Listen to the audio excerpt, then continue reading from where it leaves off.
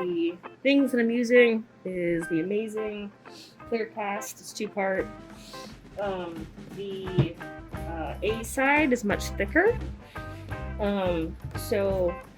Something that you'll see is that I tend to mix that so that I don't have to pour it very much, because then I have the tendency to lose more stuff.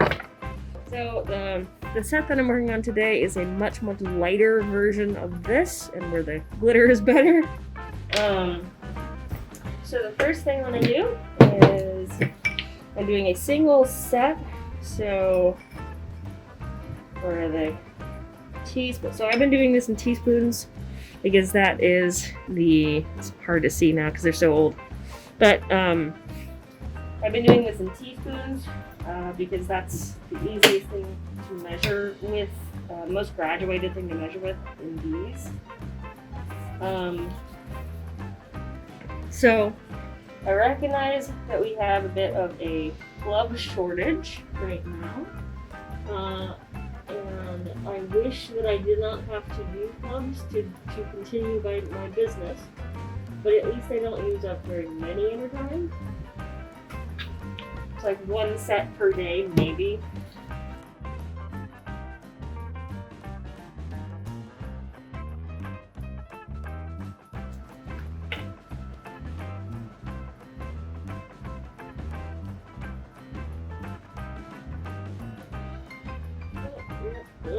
And so I'm gonna start mixing. I'm gonna cute diamond. I just love him.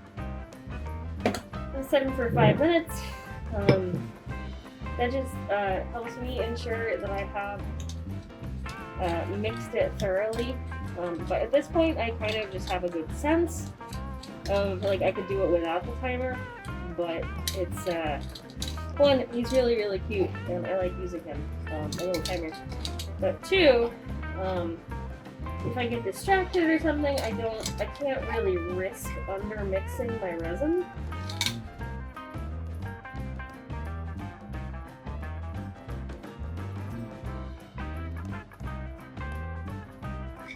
So yeah, I forced side B into side A because it is the easier, more flowable thing. But what I did not show before this is that I take the two bottles and I heat them up, closed and everything, in a designated container in my sink.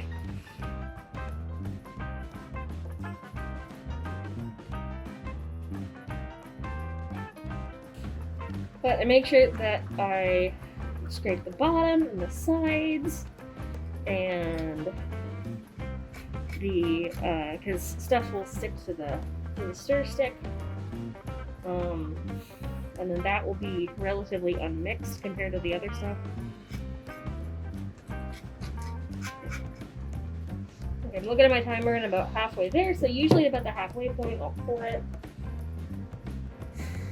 Wherever I've scraped my stick, I will try to pour down that same area, because that means that I'm wasting less by sticking the resin to like a dry surface. So I'm going down the same channel where I've already had resin on the side. Yeah, I make sure I really, like, super carefully scrape the edges. It's like all muscle memory at this point. I don't really care about mixing bubbles into my resin so super much. I just decided that I couldn't be paranoid about it, because I'm paranoid about most things. I just decided to write that one off. That's about right. And then I'm going to put it at 30 minutes, which just kind of gives me a visual to see where I am, and I'll see his little face come around.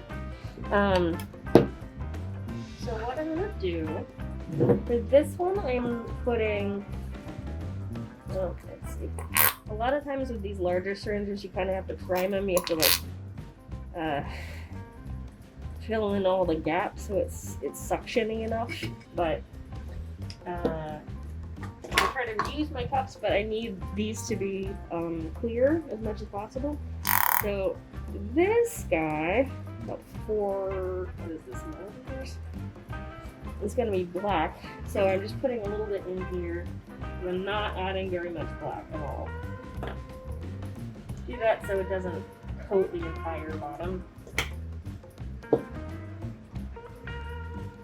And so these two, this pink bottom one and the clear one are going to be my bases. Oh man, that's a lot of glitter. That's okay. That's okay. That's okay. So I'm gonna put the way that I like fill the syringe and remove bubbles is kind of pull it back, push out the air, let the bubble rise to the top, and then let's see, 4 millimeters. I have kind of a visual gauge. So these two, I will be filling most of. Like, this is my base color, because I want to have a little bit of the pink left over to top it off.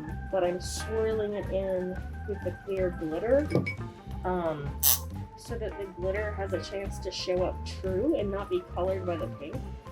And then the other reason why I'm doing it like this, as opposed to just mixing it in my mixing jar, is so that I have a little bit left over in the bottom of this, just in case my measurements are off.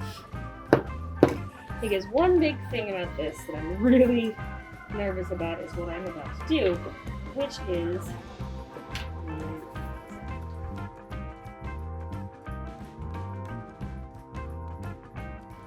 this pink is really pink. It's really, really, really pink. I gotta go over there, pop the nozzle up, but I'm going to try to get as little as possible. I mean, I don't even know if this is going to be too much. Like, that one tiny drop might be too much. So I am like super mega paranoid about this particular batch. Because this, the alcohol ink that I'm using is like, I have to figure out a good way of putting it. There we go.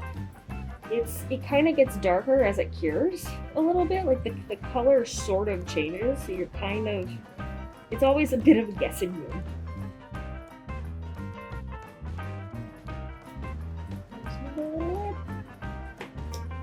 Right in front of me. And then this guy, I'm ready to use my sticks, as you can see.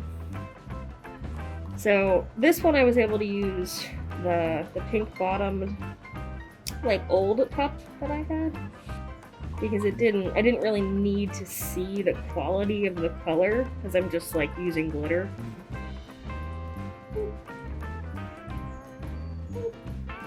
So I'm using the black alcohol ink because I know it doesn't sink too badly.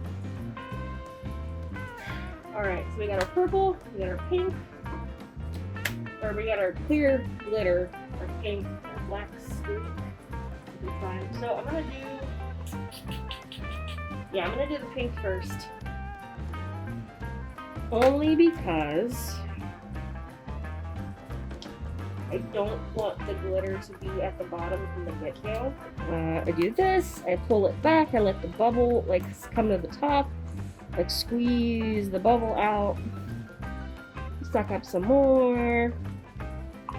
Do that same thing as many times as I really need to. Usually it's just 1 or 2. I'll leave a little bit at the bottom. So these guys are important because you can see through them.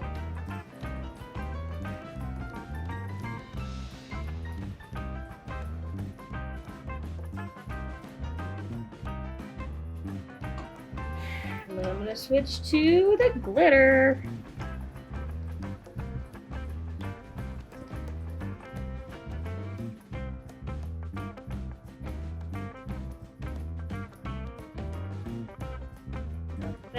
I'm pretty satisfied with that. I'm gonna do one little mix in each one.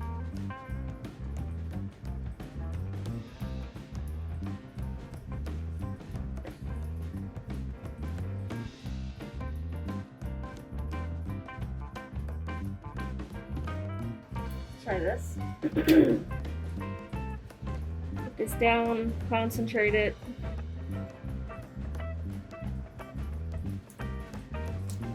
So I'm going to, usually these little guys, like they're kind of stubborn. Like I love using these, but they work much better with a thinner resin, and this stuff is pretty.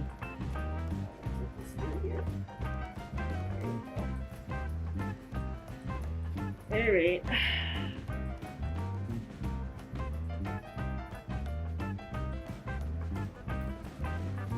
There's a swirl.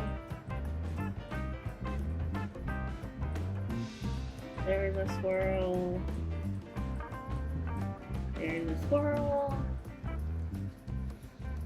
There's a swirl.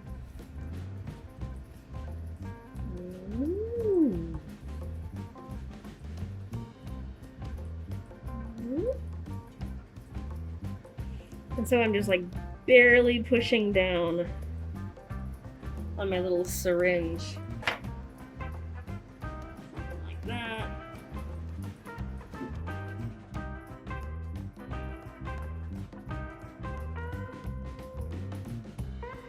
I'm going to need every bit of this last stuff to top these off. That scares me. So I can tell here, it's starting, I can feel it kind of firming up. We're at the halfway mark right now.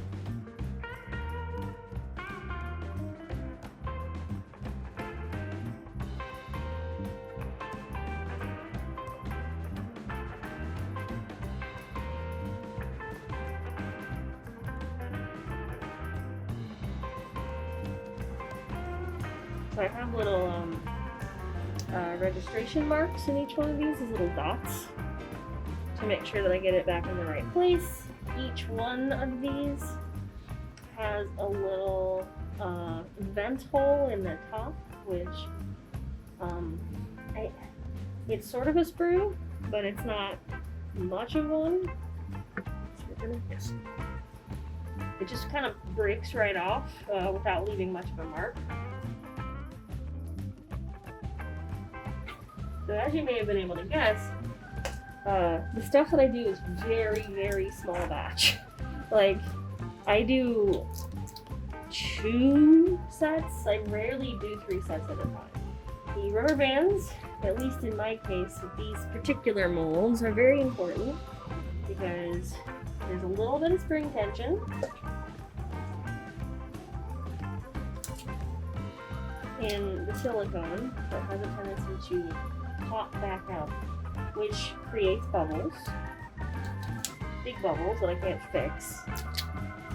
Each one of these little caps has a reservoir in them.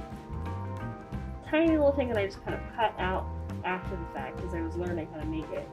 So we got 6-ish, 8-ish minutes. So in the meantime, I'm going to clean up the stuff that I can clean out. You can kind of see the rest of the process here. These guys over here. Just stick that in here, I guess.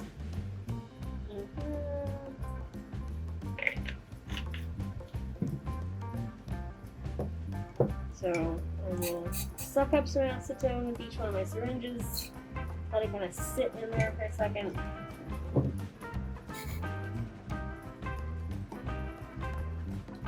Including my little one, although the little ones rarely survive.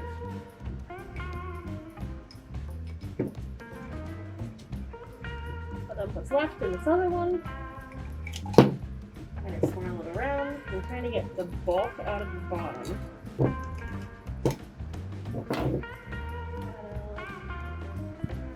Squirt that in and cover it up so there's no spray. Don't do that. Cover it up so there's no spray. I'll pull it back to with some air in it, shake it around, squirt it out. That.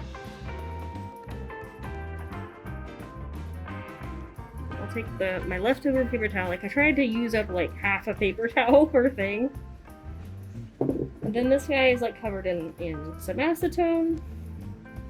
So I'll like wipe out the bottom, wipe out the bottom. And then I'll put these guys upside down. And I'll throw this bit away.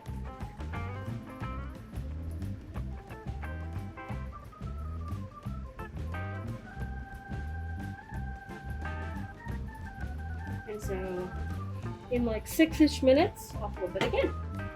I'm just going to continue to do that and flip them up and down until it starts to harden up, really. So there you have it.